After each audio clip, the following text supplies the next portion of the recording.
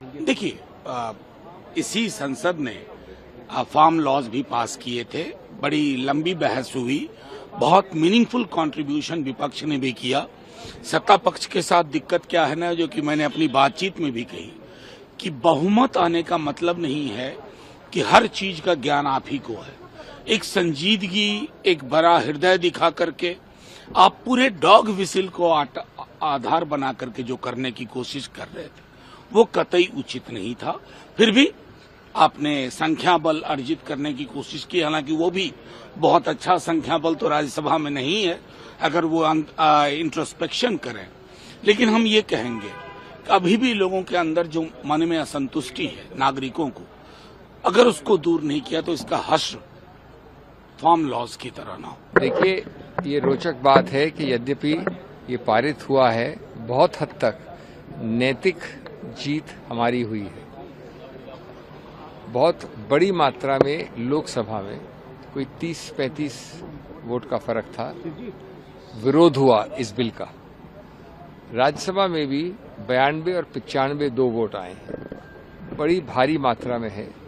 और पहले वोट में तो आम बहुमत भी नहीं था सरकार का, दूसरे वोट में बहुमत था 250 में। तो ये बहुत संकीर्ण बहुमत है। मैं समझता हूं इससे देश का, जनादेश का एक जो मूड है, जो मत है, वो जाहिर होता है। ये हुई पहली बात। कोई इसमें जबरदस्त समर्थन नहीं है।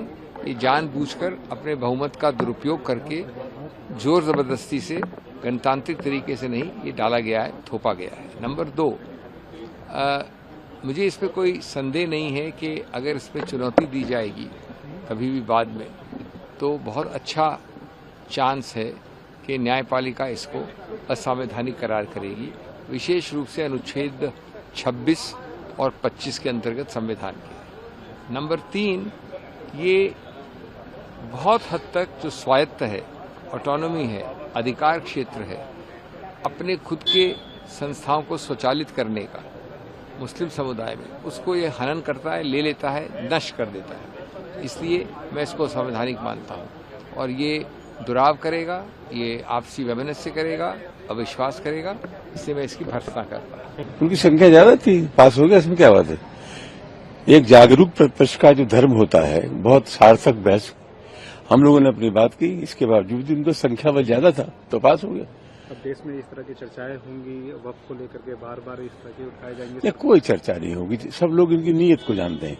देखिए, पिछले 11 वर्षों में कोई काम ऐसा नहीं किया नरेंद्र मोदी जी ने जिसकी वजह से हिन्दुस्तान का जो अकलियत थी, अल्पसंख्यक थे, वो समझते कि हमारे आदमी है। तो सबसे बड़ा सवाल है, बिल तो पास हो गया, ये देखना है इनका आचरण क्या होगा।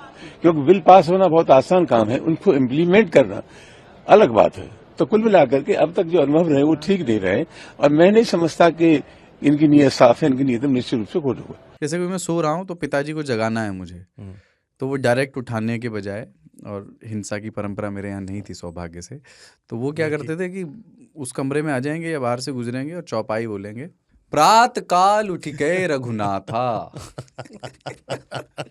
मात पिता गुरु नावही माता। कभी कभी मैं गुस्से में उठ करके, अरे पापा, चरण स्पर्श किया और सो गया। मैंने कहा अब मत उठाना।